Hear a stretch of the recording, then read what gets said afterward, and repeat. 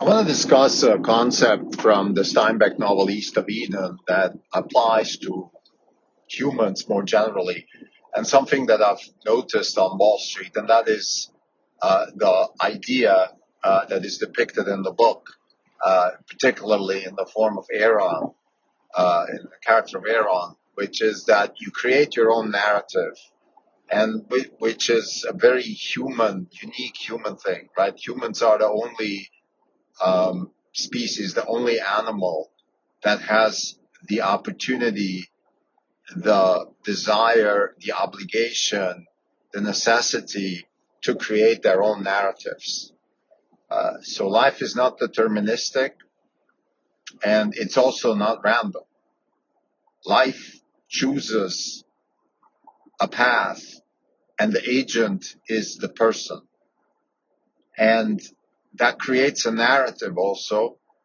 And there's a lot of opportunity and upside with that, but there's also a downside. And I think I want to talk a little bit about this because I can see also the downside, particularly, let's say, on Wall Street, when people create their own narratives and they start living in oblivion in the sense that they just refuse to believe that they're wrong. And they start looking for confirmation that their narrative is correct, which is called confirmation bias on Wall Street. And it's a psychological effect, which was first formulated by Tversky and Kahneman, who got the Nobel Prize for economics and launched what's called the behavioral economics revolution. Now, let's first start with Aaron and then transfer to the more general thesis. So Aaron's character in East of Eden is sort of a boy of total purity and very high standards, very high moral standards, and that leads to a life that is problematic. He has a lot of good things that happen to him, but he has this understanding of purity that becomes detrimental. For example, he wants to go and become a priest, so he goes to college, but he's disappointed by the reality of college. He is disappointed by the reality of life. He meets his mother, who's a prostitute. He then goes to war and dies in the war. So there's this self-destructive purity that is driving him. And I've seen people like that. Actually, people close to me have that similar attitude. On the one hand, they're beautiful people. They're pure, they're clean, but then they have this almost self-destructive aim to reach to the top and to only do the right thing. And I think one thing that East of Eden teaches us is there's no such thing as full purity and the right thing. So the only way you can survive is like Will Hamilton or Caleb Trask, which is you need to adapt to real life. And sometimes you have to cut corners. Maybe cut corners is too extreme. Now, the line between good and evil is a very, very narrow, high rope dance, but it's doable. And you know when you're on the side of evil because you see it when you know it when you see it. But it's a very tight and high rope dance. Like it's not clear. It's not easy to walk on the good side of life. And the way we're set up in our Western culture, inspired by the Bible, is that there is good and evil, and that we have a choice on which side we want to be. And that is the source of the narrative. So because of that, we create our own narrative. So we want to know, I think we all strive to be good. And then we create our own narratives around that goodness. And Cal is actually suffering because he knows it's not good. So he is one of the rare species that sees it and knows it and suffers from it. His mother, Kate, is not. She couldn't care less. Yes, she kills herself in the end, but even in the act of killing, she still destroys, let's say, Joe's life, and she, fine, she gives all her money to Aaron, who then dies. So her life is useless. Her life has no purpose because she yes, she comes along, and succeeds, but her life has absolutely no purpose, and the money that she gives to Aaron is useless because Aaron dies. Versus Cal, he has his own narrative, but he's very adaptable, and he makes the money the mean way.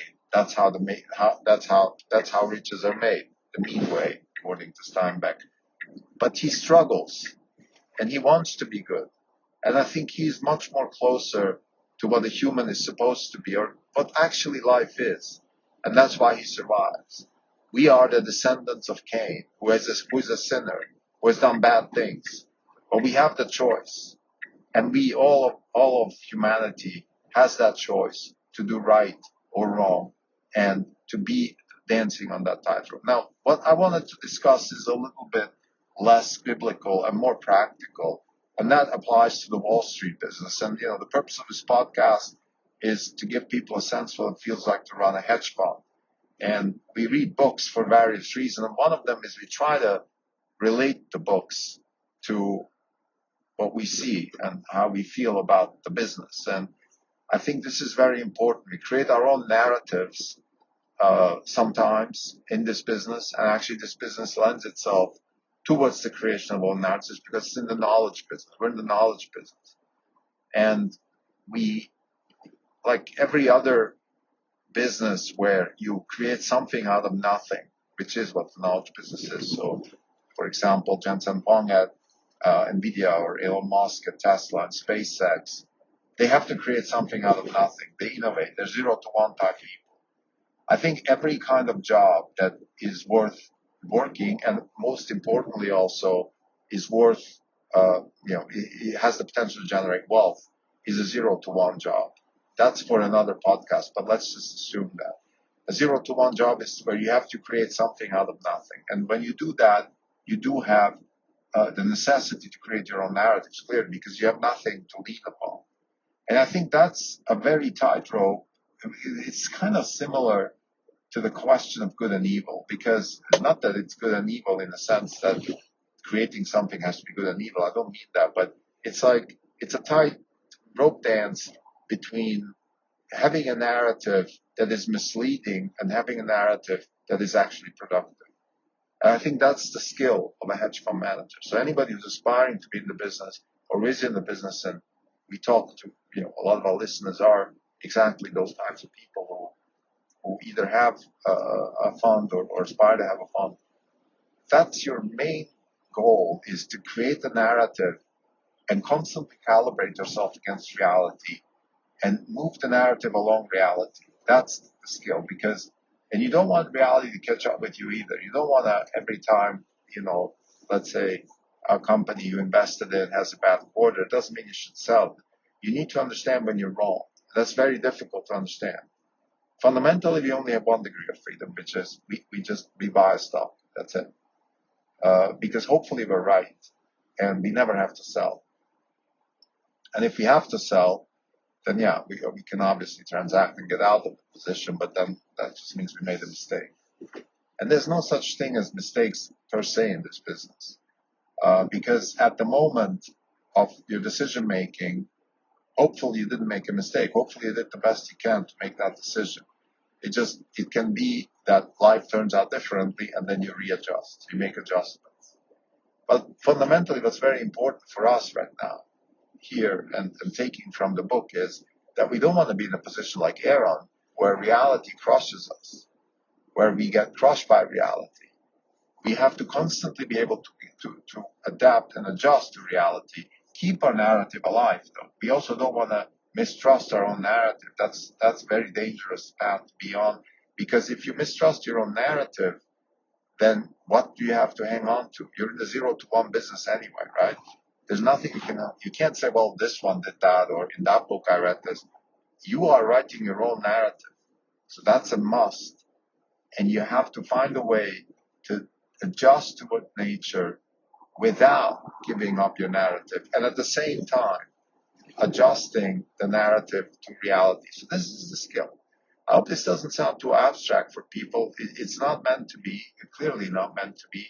I think our main goal here at Orange Capital Partners is generate wealth by investing in fundamentally new concepts and engineering practices. That's the goal.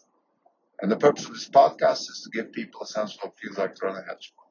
So my suggestion to you is read East of Eden, think very deeply about the character of Aaron and the character of Cal. How are they the same and how are they different? What makes one succeed and the other fail?